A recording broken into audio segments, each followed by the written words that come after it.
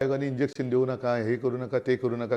पण उद्धवजी, तुम्हाला जो प्रश्न सगळ्यात महत्त्वाचा उत्तर, तुम्ही कोविडमध्ये एवढं काम केलं, तुम्ही म्हणताय तुम्हाला कुटुंब प्रमुख म्हटलं गेलं, तुम्हाला असंही म्हटलं गेलं की तुम्ही घराबाहेर पडत नाहीत, आणि त्याबरोबर प्रचंड मोठे आरोप झाले, भ्रष्टाचाराचे आरोप झाले, काही लोकांना अटक झाली शिवसेनेतल्या. तेच मला विचारायचं. पुढे काहीच झालं नाही, कारण भ्रष्टाचार होऊच कसा शकतो.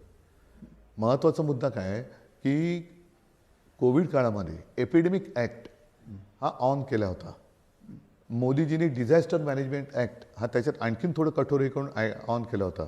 त्या काळामध्ये टेंडर वगैरेची गरज नसते, तरी देखील मुंबई महापालिकेने शॉर्ट नोटीस टेंडर काढून कामं दिली होती. कारण शेवटी 6.5-7 लाख जे इतर राज्यातले मजूर आपल्याकडे काम करतात, त्यांचे कॅम्प आम्ही 1-1.5 महिना या सगळ्यांना दिवसाला 3 वेळा जेवण देत होतो, त्यांच्या आरोग्याची तपासणी करत होतो. त्याच्यात मग जसं इकडे मी म्हटलं ना, चीननी 15 दिवसात फील्ड हॉस्पिटल केलं, आपण 18 दिवसात केलं. मग तिकडच्यानं जेवण, इतरत्र जेवण, ह्याच्यामध्ये खिचडी द्या, कारण जे काय पटकन बनू शकेल असंच देत होतो. आता त्याच्यामध्ये घोटाळा होण्याचं कारण काय? मात्र आता गेल्या 3 वर्षामध्ये साधारणतः मुंबई महानगरपालिकेच्या 92,000 कोटीच्या ठेवी आम्ही केल्या होत्या. या 92,000 कोटीच्या ठेवींमधनं काय असतं? ग्रॅच्युइटी, प्रॉव्हिडंट फंड, कामगारांची देणी. आज बेस कामगारांना 1 जून 24 पासूनची देणी बाकी आहेत. आझाद मैदानावरती उपोषणाला बसलेत, कोणी फिरकत नाही आहे तिकडे. आणि त्याच्यात जे मोठे प्रोजेक्ट असतात, जसं कोस्टल रोड हा पूर्णपणाने टोल फ्री मुंबई महानगरपालिकेच्या पैशातून केलेला कोस्टल रोड आहे, ज्याचा मला अभिमान आहे. आणि त्याच्यात ना भाजपचं योगदान आहे, ना मिंदे किंवा गद्दाराचं योगदान आहे. त्यांनी फक्त फिती कापायचं काम केलेलं आहे. आता त्या 92,000 कोटीच्या ठेवी या साधारणतः 81,000 कोटीवरती आल्यात असं मी ऐकलं. त्याच्यात अजून पुढच्या काही काळामध्ये 17,000 कोटी जातील.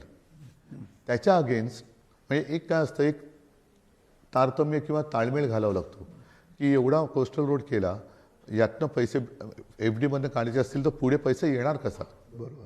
कारण त्या व्याजातून महापालिका चालते, कर्मचाऱ्यांचे पगार वगैरे, म्हणजे ती ऑटो पायलटवरती जाते. कारण एवढं साठल्यानंतर तो जो व्याज होतो त्याच्यातनं मुंबई महापालिका रन होते आणि मोठ्या प्रोजेक्टसाठी आपल्याला त्यातनं पैसे वापरता येतात.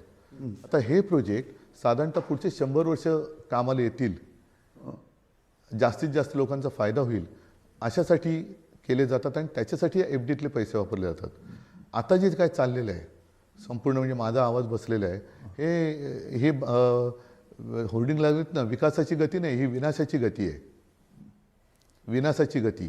संपूर्ण खोदकाम करून ठेवलेलं. मुंबईमध्ये एकही रस्ता असा नाही की जो खोदलेला नाही आहे. पण इन्फ्रास्ट्रक्चर तर होतं एवढं. नाही, तेच सांगतो. नाही, तेच सांगतो. आता 92,000 कोटीच्या समोर यांनी इन्फ्रास्ट्रक्चर म्हणून तुम्ही जे म्हणताय, मेट्रो होत आहेत, हे होत आहेत, ते होत आहेत, 2,30,000 म्हणजे जवळपास मी तर ऐकलं 3 लाख कोटींचं देणं करून ठेवले महापालिकेला. हे तुमच्या, माझ्या आणि सगळ्यांच्या डोक्यावर आहे. म्हणजे हा 3 लाख कोटीचा घोटाळा ह्या महायुतीने करून ठेवलेला आहे. देणार कोण आहे? कारण ह्यांची मुदत संपली का एक जाणार नागपूरला, दुसरं जाणार 5 स्टार शेतात, तिसरं जाणार काका मला वाचवा म्हणून बारामतीला. मुंबईकरांचे भोग जे असतील येतील नशिबात, ते भोगणार कोण? म्हणजे काहीतरी तुम्ही तारतम्य ठेवा. सगळे एकदम खोलून ठेवले आणि कॉन्ट्रॅक्टरला पैसे देत आहेत. जर मी असा आरोप केला की 3 लाख कोटींची देणी आता देऊन ठेवलेत, त्या 3 लाख कोटींच्या कामासाठी ॲडव्हान्स मोबिलायझेशन म्हणून जे पैसे दिले जातात ते तर दिले, आणि त्यातनं किकबॅक ह्यांनी घेतली नसेल कशावरून? तुम्ही आरोप करताय. आरोप खोडा त्यांनी, पण असा आरोप केला तर तो खोटा कसा तुम्ही म्हणाल? कारण नाहीतर एवढी खोदकामं, एवढं हे तर म्हणजे बिंडोकपणाचं काम आहे. आज गेल्या 3 वर्षात कधी नव्हती एवढी मुंबईच्या हवेचा गुणवत्ता जो निर्देशांक आहे तो खालवलेला आहे. सगळ्या लहान आबालवृद्धांना श्वसनक्रियेचा त्रास होतोय. मला स्वतःला होतोय, सगळ्यांना होतोय.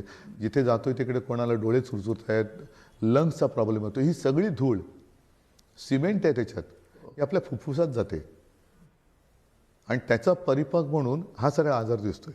बरं, हे रोखण्यासाठी तुम्ही काय उपाय करताय? एकतर नियोजन शून्य हा विकास चाललेला आहे. तो रोखण्यासाठी ऑक्सिजन देणारी झाडं तुम्ही कापतायत.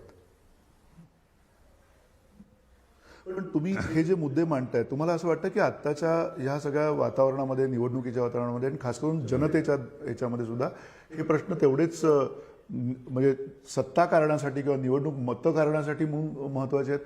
कारण हे सगळे जे काही मुद्दे आहेत ते तुम्ही करून दाखवलेले आहेत, तुम्ही म्हणता तुम्ही केलेले आहेत. तुम्हाला वाटतं की ह्या मुद्द्यांवरती जनता परत तुम्हाला निवडून देईल? 3 वेळा तर दिलं. शेवटी लोकांना आज ही लोक येऊन बोंबलून जातील, हिंदू मुस्लिम करतील, मराठी अमराठी करतील, सगळे करतील. मुंबईचा महापौर कोण होणार, हा कोण होणार, तो कोण होणार. अरे पण आता भोग जे भोगतोय त्याचं तू काय करणार आहेस? त्याच्यावरती तुझ्याकडे उत्तर काय? त्याच्यावरती उत्तर काय?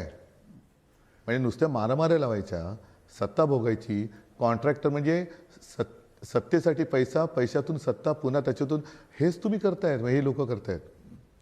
आम्ही ज्या गोष्टी करून दाखवलं म्हणून सांगतो, असं तुम्ही काय करून दाखवलं सांगा ना. मेट्रोचं लोकार्पण मी पण केलं होतं. शिवडी नावाशिवाय ज्याला अटल सेतू नाव दिलं आहे त्याचा गर्डर तो मुख्यमंत्री असताना माझ्या हस्ते पहिला गर्डर तिकडे लागला होता. आणि 80% काम हे माझ्या काळात झालेलं आहे. भुयारी मेट्रोचं काम बरंचसं माझ्या काळात झालेलं आहे. ही मुंबई जी बदलते किंवा मुंबईच्या पलीकडचा परिसर बिघडते. आत्ता बिघडते असं म्हणतात, पण घडेल काहीतरी त्याच्यात असं वाटत नाही? आत्ता जर का लोक जर का जागी आहेतच आणि त्यांना झोपच लागत नाही श्वसन विकार वगैरे झालेल्यामुळे, रोज इथून तिथे जाताना, बरं मेट्रोची कामं चालली, सगळी कामं मेट्रो झालेत की नाही झाले? झालेत ना. मग ट्रॅफिक का नाही कमी होत?